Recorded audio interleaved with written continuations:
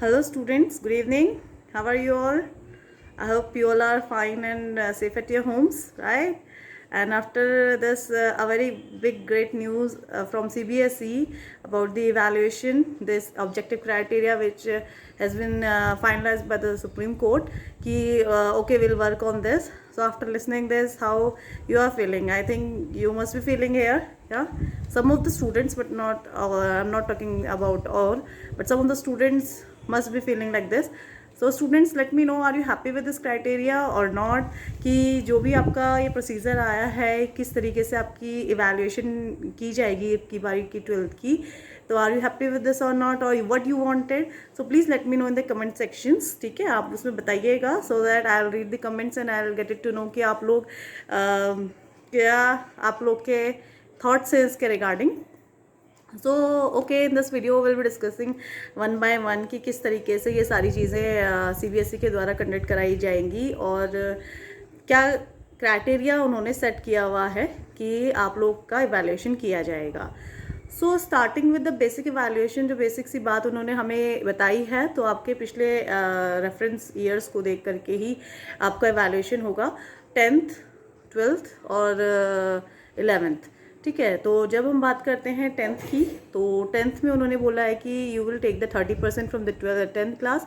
Then next आपका हम बात कर रहे हैं 11th क्लास की, तो जो भी मार्क्स आपका वहाँ पे आया हुआ है उसका 30% उधर से लिया जाएगा and rest 40% is from the this current session, that is the 12th class का सेशन. ठीक है, तो इसमें से भी जैसे सिलेक्ट करने का क्या है कि जो 30% हम लेंगे आपका फ्रॉम द 10th वो लिया जाएगा बेस्ट 3 सब्जेक्ट्स में से, जिसमें आपके बहुत अच्छे मार्क्स आए हुए हैं उससे हम उसको कंसीडर करेंगे. जो भी आपके जिसमें सब्जेक्ट में सपोज साइंस, SST, इंग्लिश में आपके बहुत अच्छे मार्क्स हैं तो उसको कंसीडर किया जाएगा. इसी तरीके से अगर कोई और सब्जेक्ट है जिसमें आपके मार्क्स बहुत अच्छे आ रहे हैं तो उसी को 10th के बेसिस पे कंसीडर किया जाएगा. नेक्स्ट बात करते हैं 11th की, तो वो कंप्लीट जो भी आपका रिजल्ट वहाँ पे आपने दिया है उधर से ही हम उसका 30% बना करके इधर आपका ऐड कर लेंगे. Now coming to this 12th class, जो कि जिसका रिजल्ट अब आपका फाइनल बनने जा रहा है, तो 40% वहाँ से जो आपका लिया जाएगा बेसिकली वो आपके इंटरनल्स हो सकते हैं और वो हो सकता है आपका प्रैक्टिकल्स आप लोगों ने दिए होंगे, उसके बारे में भी बात करते हैं कि प्रैक्टिकल्स जिनके नहीं हुए हैं उनके लिए क्या है. ठीक है, और आपका प्री बोर्ड्स आपने दिए हैं तो वो सारा कुछ कंसिडर करके उसका 40% हम वहाँ से 12th क्लास का ले करके इस तरीके से आपको पूरा कंप्लीट रिजल्ट बनाएंगे. ये तो रही एक बात कि कितने परसेंटेज में हम आपका रिजल्ट को कैलकुलेट करने वाले हैं. नेक्स्ट अगर हम बात करते हैं अब आपका जो जैसे किन्हीं बच्चों का किन्हीं कारणों की वजह से, बिकॉज ये कोरोना सिचुएशन है तो हो सकता है कि किसी का प्रैक्टिकल्स आप लोगों ने नहीं दिए हों, तो उसके लिए साइट्स अभी ओपन है. अगर किसी का छूट जाता है, छूट गया होगा या किसी ने नहीं दिया होगा, तो वो सारी चीज़ें अभी दोबारा से हो सकता है उसका प्रैक्टिकल और वो अपना एग्ज़ाम इस तरीके से उनका स्कूल्स वाले करवा रहे होंगे या ये हो आप करवा सकते हैं. अगर नहीं ये नॉलेज है तो ये भी एक बात है कि अगर आपका प्रैक्टिकल छूट गया है तो अभी हम लोग की तरह स्कूल वाले आपको प्रैक्टिकल्स में अपेयर करने का एक मौका और दे सकते हैं, और जिसके वहाँ हो गया वो तो वेल एंड गुड ही है. ठीक है, ये तो रही एक बात प्रैक्टिकल्स की. अब रहती है प्री बोर्ड्स की बात.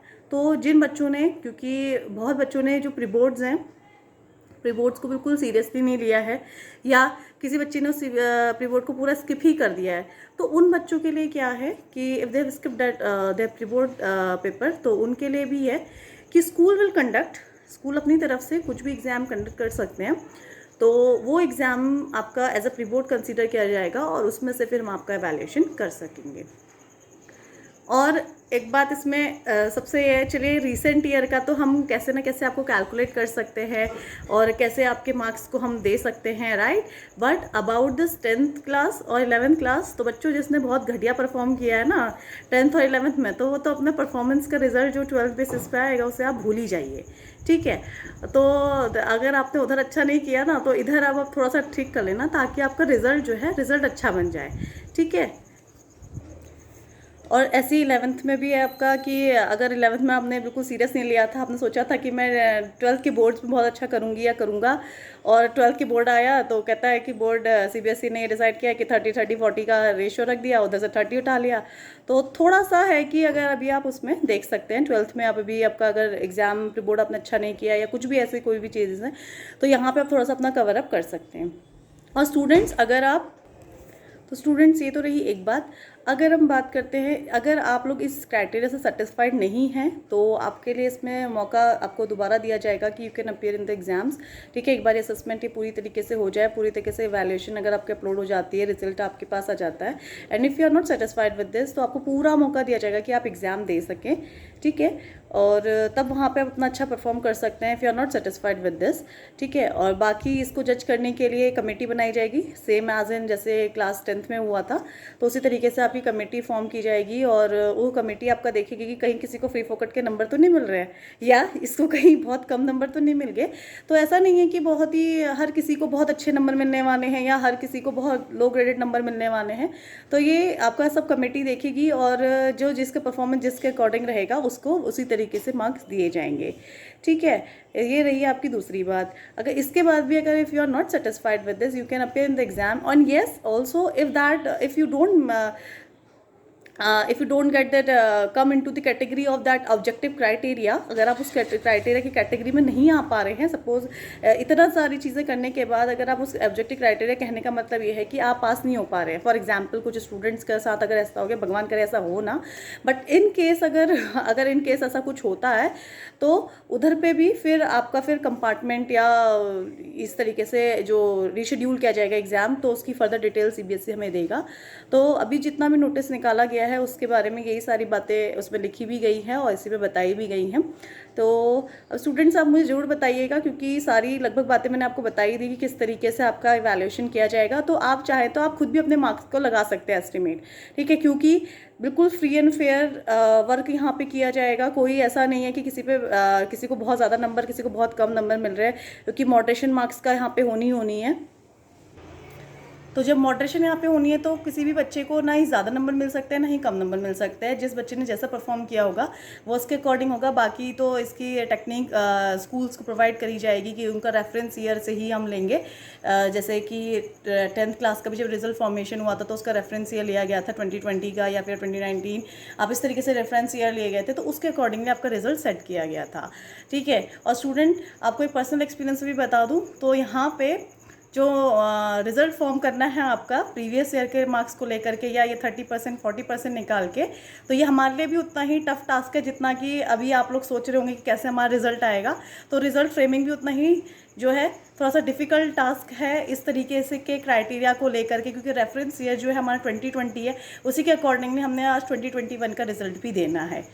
तो स्टूडेंट्स बाकी अगर आप अनसेटिस्फाइड रहते हैं इतने सारी चीज़ों के बाद भी, तो you have opportunity that you can give दी री एग्ज़ाम, और जो भी रीशेड्यूल किया जाएगा एग्ज़ाम के बारे में वो फर्दर डिटेल्स आपको बताई जाएंगी। तो स्टूडेंट्स आई होप आपको सारी चीज़ें इसमें क्लियर हो गई होंगी, जितनी भी बातें सीबीएसई के द्वारा अभी नोटिफिकेशन जारी किया गया है उसमें बताया गया है। और अगर हम ऊपर बात करें तो जैसे हम देख रहे हैं अभी सुनने में आ रहा है कि आपका 31 जुलाई तक रिज़ल्ट आपके पास आ जाएगा। बाकी लेट्स सी कि कब तक आपका रिज़ल्ट आता है, क्योंकि डेट तो 10th क्लास की भी डिसाइड कर दी गई थी कि इनका रिज़ल्ट बहुत जल्दी आ जाएगा, बट मार्क्स अपलोड की जो डेट है वो काफ़ी आगे बढ़ा। तो जब अभी अपलोडेशन की मार्क्स की डेट इतनी बढ़ चुकी है तो आगे फर्दर जो रिज़ल्ट आएगा, लेट्स सी कि कब तक आपका रिज़ल्ट 10th वालों का भी आता है। 10th वाले भी बहुत ईगरली वेट कर रहे हैं कि कब उनका रिज़ल्ट आएगा। ठीक है, बट ये है कि हाँ फाइनल जुलाई लास्ट 10 अगस्त फर्स्ट तक आप लोग का रिज़ल्ट आपके हाथ में होगा। और इसमें मैं एक बात और ऐड करना चाहूँगी कि जो बच्चे अपना ड्यू में एडमिशन लेने के लिए बहुत ज़्यादा वो कर रहे हैं, तो देखिए आप इतना पैनिक मत होइए कि रिज़ल्ट तब आएगा जब आएगा।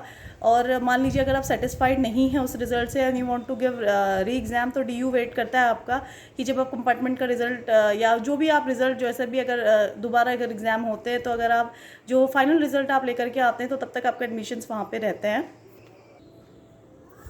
तो स्टूडेंट्स आप भी वेट करिए, और अब यहाँ से काम शुरू होता है टीचर्स का।